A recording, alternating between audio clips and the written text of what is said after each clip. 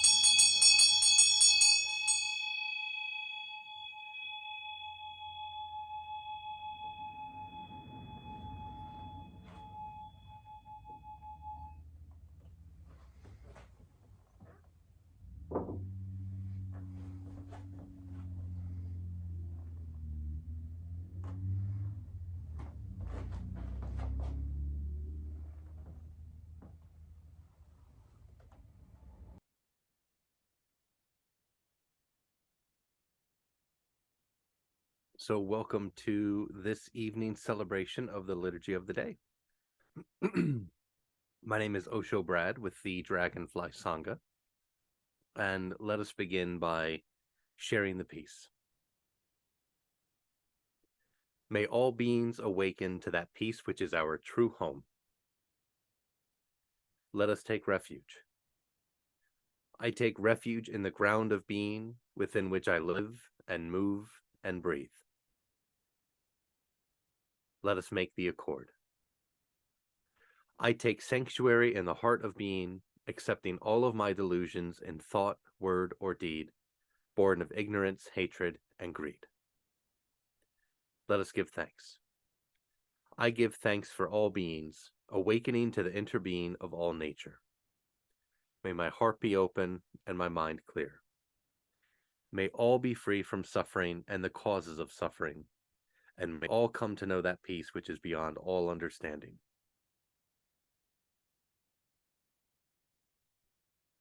Since it is the practice of enlightenment, that practice has no beginning. And since it is enlightenment within the practice, that realization has no end.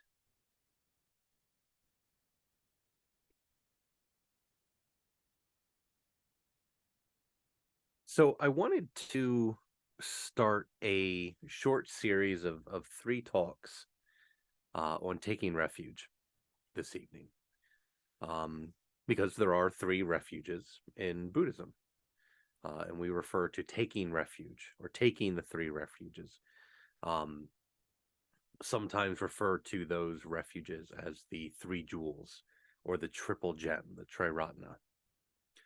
We use the word jewel or gem because these 3 things are very precious to us in our practice. And those 3 refuges or jewels are the Buddha, the individual expression or example of the path of awakening, the Dharma, which are the teachings on the path, or the path itself, and the Sangha, which is the community of those walking the path. So we take refuge in those 3 things, the Buddha, the Dharma, and the Sangha. And taking refuge is probably what I would say is the most formal way to describe what it means to be a Buddhist or become a Buddhist. In the same way that in the Christian tradition, folks may be asked to be confirmed, take confirmation classes, or be baptized. Now you are a Christian.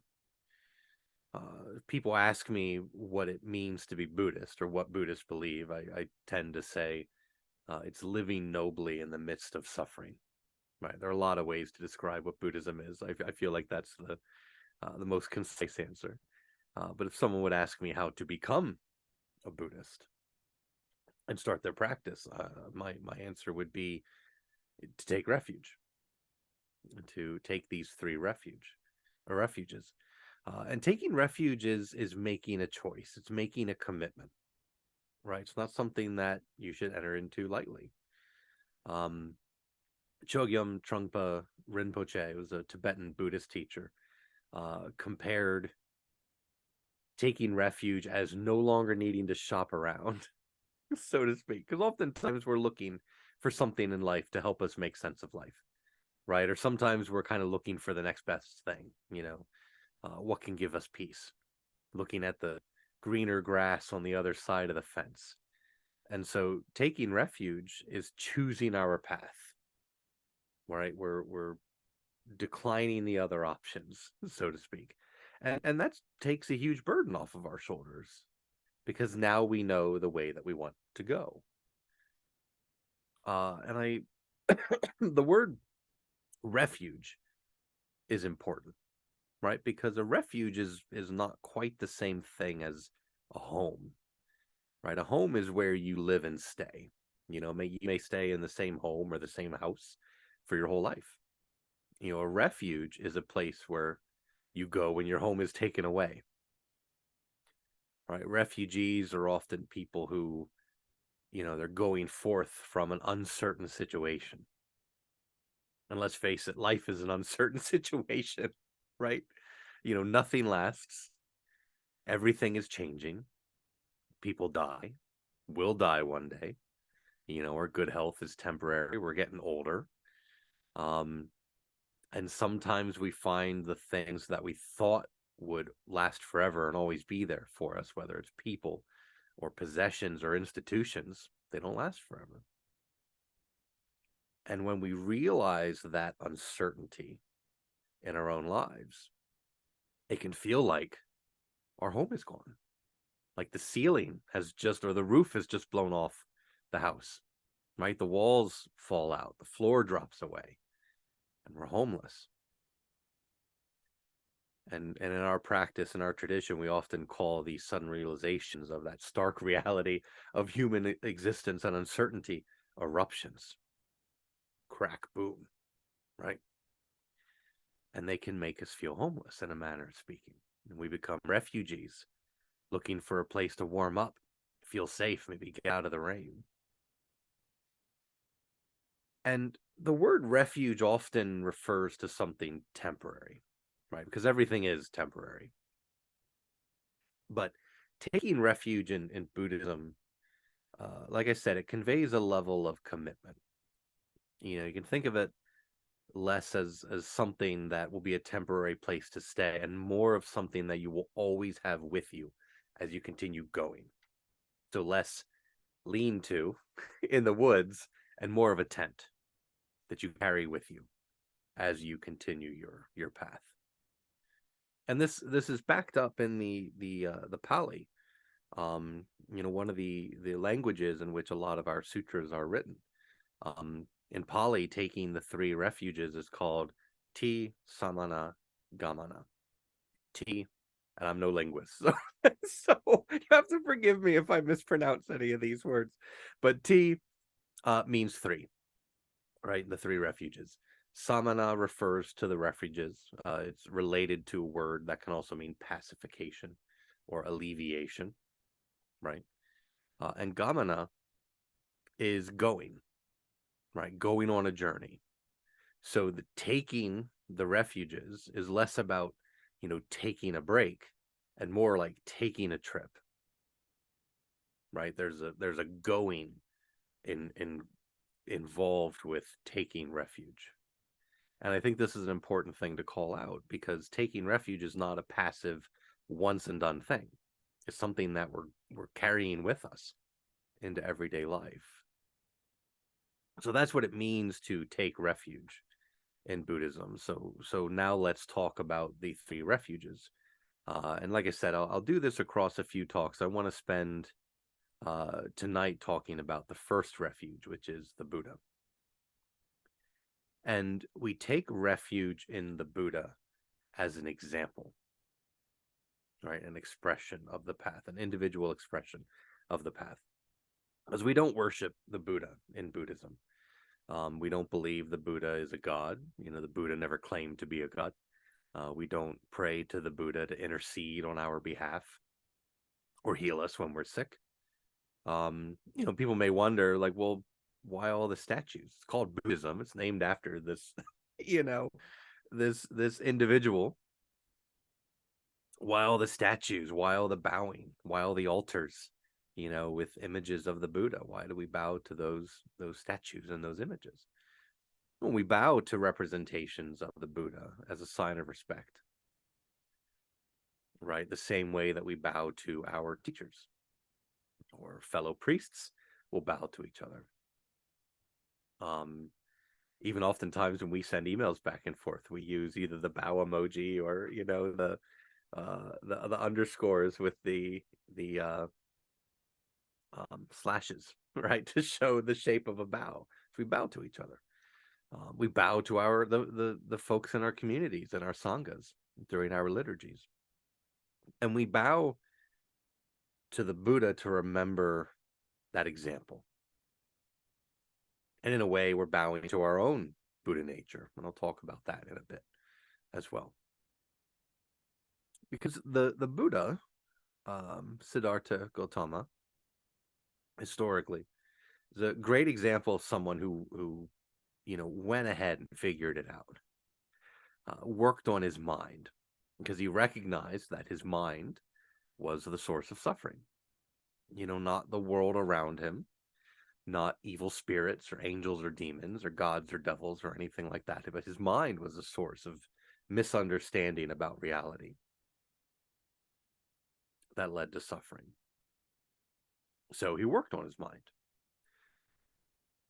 After trying some things that were more focused on asceticism and different ascetic practices and things like that, trying to avoid food for a long period of time, he recognized that it was his mind where he needed to focus. So he worked on his mind. He took responsibility for his thoughts and for his actions, and he didn't rely on anyone else to fix it for him, or to do the work for him. Again, not on a god or a holy teacher, but on himself. And he understood that he had everything that he needed to wake up and to realize his Buddha nature, his Tathagata, as we sometimes refer to it as, his potential to awaken, his true self, as we refer to it as in our practice. And it may sound odd to say the Buddha realized his Buddha nature. Maybe it'd be more natural to say that Siddhartha Gautama realized his Buddha nature because he was Buddha the whole time. Just like we're Buddhas the whole time. I could say my Brahma nature, right? my true self, who I really am. Because when we orient ourselves to our Buddha nature, it helps us from getting caught up in the stories that we tell ourselves about ourselves, or the stories that other people tell us about ourselves. That can make it easy to be confused and to suffer. Right. So taking refuge then in the Buddha is committing to see more clearly and knowing that we can do it because we're following the example of someone who's done it before. Right? Faith that we can do this. And we take refuge in the Buddha because he's an example of someone who relieved suffering, who lived nobly, who encountered the world with love, even though he wasn't perfect, but he made those around him better. And so he's a good example to follow because we have that same intrinsic nature in us. So what it means to take refuge in the Buddha is essentially acknowledging that we can live nobly, making that commitment, because the Buddha showed us how. He was just a human, and we're just humans. Right? So taking refuge is accepting that connection and that similarity in both our humanness and our Buddha-ness, right? So when we take refuge in the Buddha, when we take this first refuge, we're also taking refuge in our own Buddha nature. Tara Brach, who is a psychologist and meditation teacher, says taking refuge in the Buddha means taking refuge in our own potential for liberation. Right? It's honoring our own ability to walk that same path that the Buddha walked, to attain that same realization. It's saying, I can do this.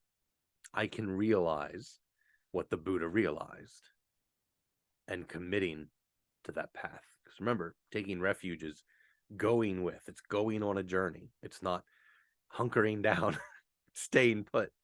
It's following a path.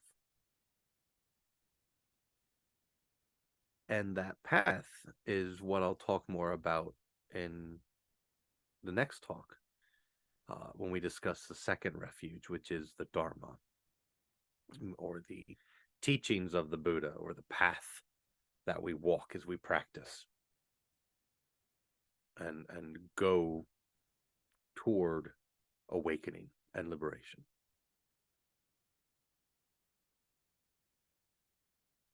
So that is the first refuge, taking refuge in the Buddha. So I hope that you have found this teaching helpful as you consider your own practice, or as you consider whether a Buddhist practice would be beneficial and make sense for you.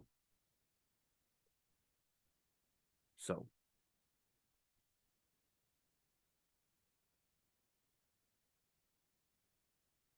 the moment we receive true and trusting, solid and clear like a diamond, infinite light and life embrace and protect us, liberating us completely. Let us take the 4 immeasurable vows. Sentient beings are numberless. I vow to liberate them. Delusions are endless. I vow to end them. The ways of compassion and wisdom are boundless. I vow to embody them. The way is unattainable. I vow to attain it. Let us take the precepts for the community of the vow. I allow my true self to manifest in all aspects of life. I take complete responsibility for my own life and all of my actions. I affirm my personal being and acknowledge it as a path to awakening and freedom. I embrace all aspects of my personal being, including my shadow, so that they may be transformed. I affirm an attitude of openness to my true self, even in the midst of suffering.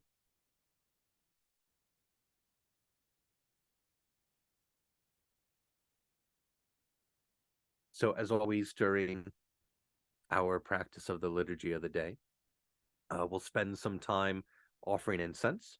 And so I would invite you to offer incense at your home altar or centering space. And as you offer incense, we will chant the Nembutsu, Namu Amida Butsu, followed by a brief period of silent reflection and meditation. So I will ring the fish bell, or knock the fish bell, fish drum, Mokugyo, between each chant. And when we finish, I'll ring a bell and we'll spend some time in meditation, and then we'll close.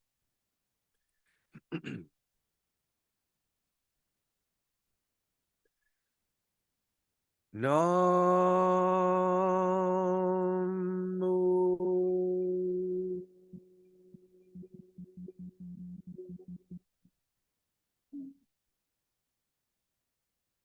Amida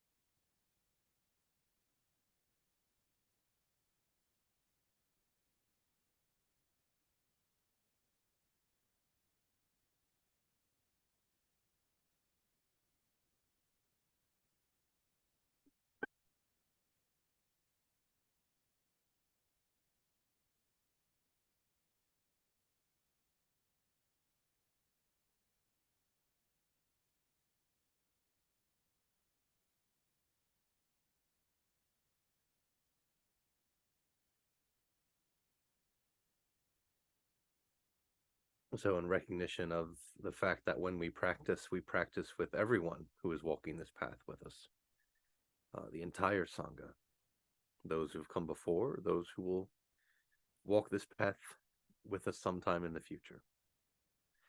Let us recite the Bodhisattva's Gatha. We dedicate this practice to the welfare of all beings throughout space and time. May it always be so. So as always, I hope that you have found this time practicing together, celebrating this liturgy, helpful, and that you benefited from the offering of a teaching during our time together. If you would like to learn more about our practice or would want to speak to someone, you can reach out to us at dragonflysangha.com. That's Sangha, SANGHA.com, or AskSenseiTony.com. In addition to these virtual liturgies, we also have in-person liturgies every Monday at 6:30 p.m. in Camp Hill, Pennsylvania. So if you're in that area, would want to come out and practice with us in person, you can do so there. Those sessions are run by one of my fellow priests, Michael Travisano, one of my fellow Oshos. So I hope that you all have a wonderful week. If you are celebrating Thanksgiving, I hope you have a wonderful Thanksgiving. And I look forward to seeing you all again.